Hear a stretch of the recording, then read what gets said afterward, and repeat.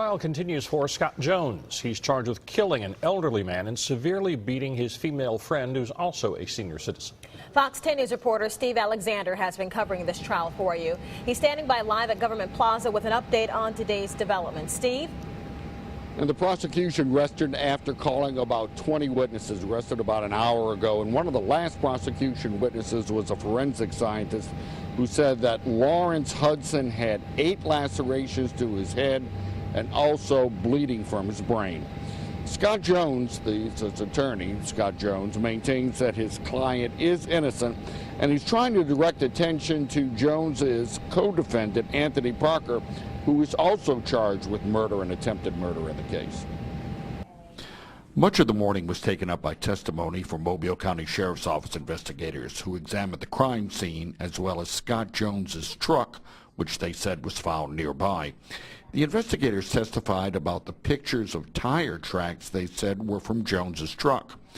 But defense attorney Jim Harper raised questions with investigators about who was actually driving the vehicle. I asked him if it showed that Mr. Jones was driving this truck, and of course he said no, and I asked him, could Tony Parker have been driving this, and it made the same impressions? He said sure. Parker was a prosecution witness Tuesday and testified Jones walked into Duggan's home while he waited outside. Parker said he heard noises, went inside, and then found Jones standing over Duggan's body and Hudson struggling to sit up on a couch. Parker claims his conscience made him call the district attorney's office. But the defense attorney said Parker has just been trying to get himself out of trouble. He's trying to tell a story to get himself out of the murder and get some slack on it. So he's a snitch, and but it's not working very well for him.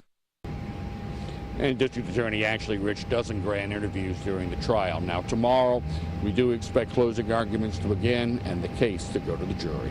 Reporting live from downtown Mobile, Steve Alexander, Fox 10 News. Thank you, Steve. Escambia County, Florida deputies